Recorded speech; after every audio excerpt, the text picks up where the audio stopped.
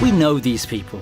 You know, the almighty anime characters who rarely, if ever, lose. As expected, these characters have often garnered a more polarized reception, specifically in a certain role on the more serious shows that aren't obvious parodies. Nonetheless, I'd love to talk about these characters, and we'll be doing it right now. Before I get started, I want to let you know I'm going to be doing this in a more random way. Given the nature of the topic, this will not be a power level debate, because reasonably speaking, how can you put an unstoppable force and an immovable object with wildly varying powers and scaling? We start with Tatsuya Shiba.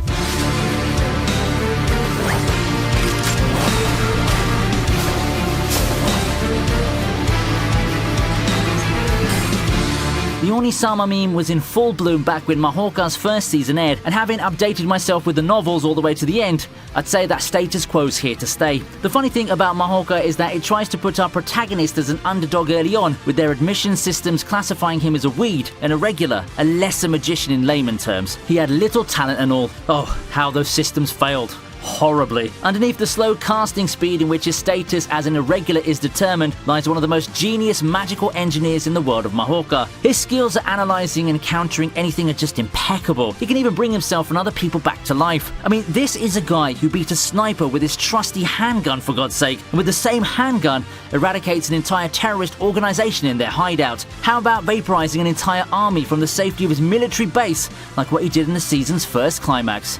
Yeah, that's right. All hail Tatsuya.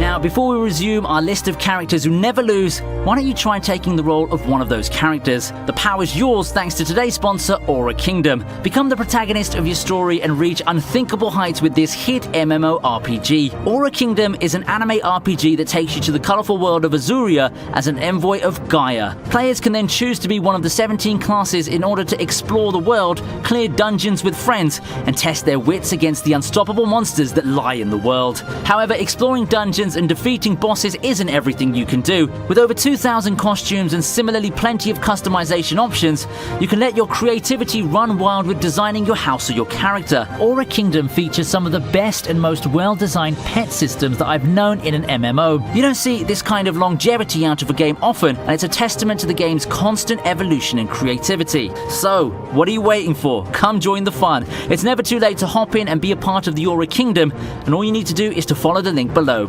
A world of adventure awaits, and I hope to see you soon, future envoys.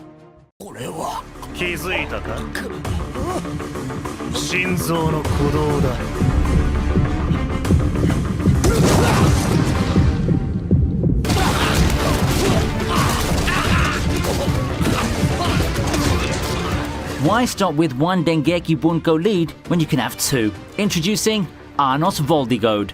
In the midst of the jam-packed and blockbuster-laden summer 2020 season is a hidden gem, Misfit of Demon King Academy. As people have pointed out, it's the one-punch man of these magic fantasy light novels. It's a show that revels in its ridiculousness, and a lot of that has to be in its portrayal of the lead character, Arnos. We're talking about a demon lord so strong that he got so bored of winning and just allowed himself to be sealed, only to reawaken thousands of years later to a vastly different world, which he so easily dominates and brings to his knees anyway. Disposition-wise, Arnos kind of reminds me of Tatsuya, just with more gloating and a dose of relishing in his strength. As a character, he does have his hidden depths though, and he's definitely a demon lord you'd want on your side. This is a guy who won't die when he's killed, literally. Just ask all the foolish characters who dare become his enemies in the show.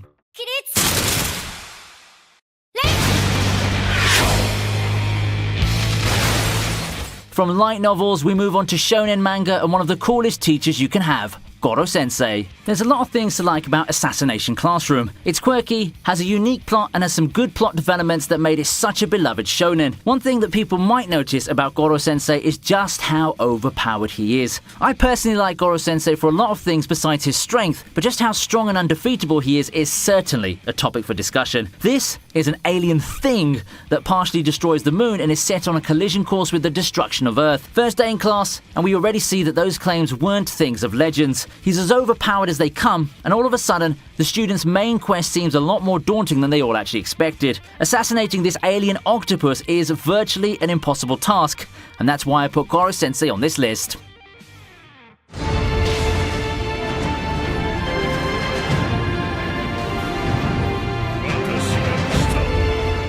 Who doesn't know My Hero Academia? I'm pretty sure that a whole lot of you are familiar with the series already, as well as its themes of friendship, acceptance, and a lot more. While the students and most teachers go through their share of trials and tribulations in this series, one hero stands above them as the ultimate beacon of justice, the infallible All Might, the #1 ranked hero, and the coolest teacher / surrogate father you could possibly get. Yeah, it's pretty much impossible for All Might to lose in the series, even though he came really close at some points, most notably his ultimate battle against All for One. For me, what makes All Might such a great character as far as unbeatable ones go is how honest his powers are. There's no broken reality warping thing or talking someone back to life, there's nothing like that. He's just someone who fights with all his heart and passion. Sure, some depiction of his powers can be a little bit over the top, but we get nothing close to the ridiculous of, say, Anos.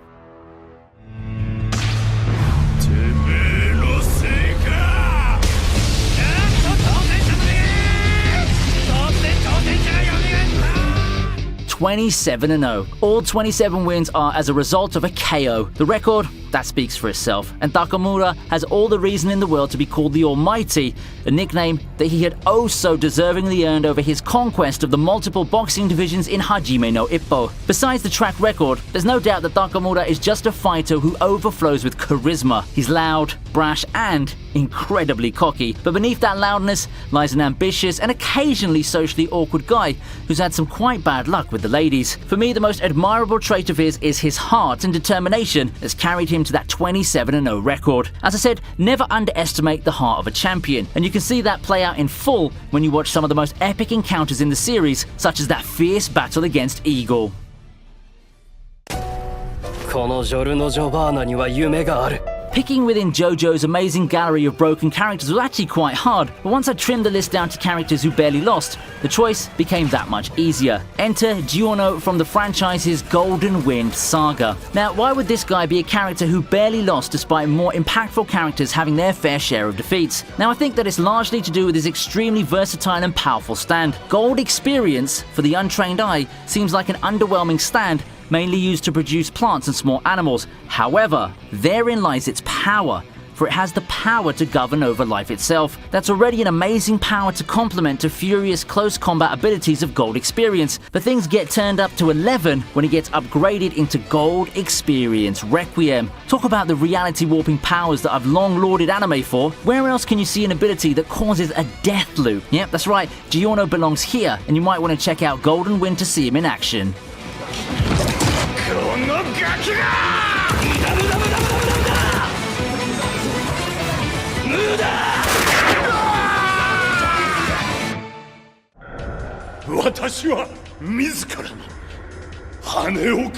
The title of World's Strongest Vampire is something that often gets handed in various vampire anime. You see people calling someone strongest vampire this, strongest vampire that. Personally, I think the one who lives up to that title the most is none other than Hellsing's Alucard. He does not mess around. And instead of giving you a rundown of his plethora of broken abilities, I'll just ask you to watch Hellsing and see his glory in action. Alucard just systematically breaks down his enemies with sheer, unrestrained violence. He's every 2000s edgy kid's wet dream just looking at the aesthetics, the badassness, and the personality. In all seriousness though, I put Alucard on this list because as a character, he's more than just the violence or the badass powers. He has a surprising amount of depth put into his personality, and he does have some endearing traits that make Hellsing Ultimate such a delight to watch.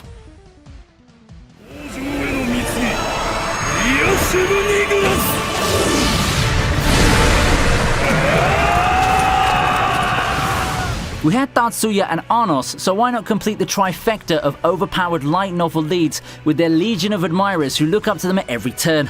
Sorry, Kirito, you should have won all of your fights. Anyway, I could call Overlord and Ainz highlight reel if I want to, with just how much power he showed in the series. Yeah, it's a given that he never loses his fights, but what about his one-man army moments? His fight with Shaltir, which he won despite being at a disadvantage? Well, there's the time he effortlessly decimated an entire army with magic, much like what Tatsuya did. Ainz differentiates himself from the rest of the overpowered light novel heroes in his morality. Yeah, I mean, I'd say he's not a completely evil bad guy per se, even if he straddles that line very, very precariously, but this is a person who doesn't play nice. At all. The title Overlord is just perfect for someone like Ainz, but it's cool that underneath that immoral skeleton body, you still find the slightest tinge of humanity from the time he was an ordinary gamer.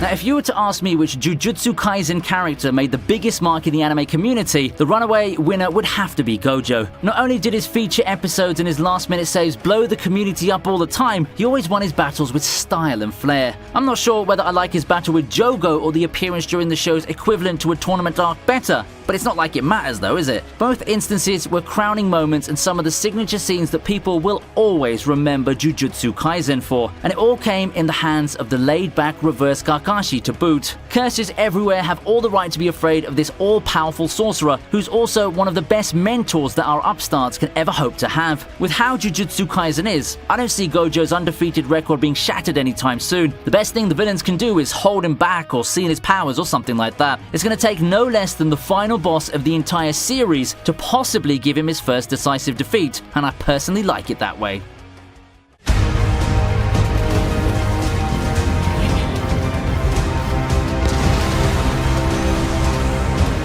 Of course Saitama has to find his way to this list. He's the all-powerful One Punch Man after all, the ultimate hero, capable of defeating enemies with a single punch. Saitama's the whole antithesis of the whole idea that hard work hardly works. Take that, shonen protagonist with Destined 1 status. I wouldn't say that Saitama's my favorite amongst these listed characters, but I think the One Punch Man as a series has done a great job in pioneering a never-before-seen parody of the shonen genre. I'm sure it's not the only one out there, but it sure is the one that helped anime explode into the public eye after what Attack on Titan did a few years prior. It also helps that within the comedic and parodying nature of One Punch Man lie several well-woven stories full of tearjerkers and awesome moments that make you go, yeah! If you haven't done so yet, please watch the first season of One Punch Man. Feast your eyes on its awesome animation, epic fights, and some surprisingly emotional moments.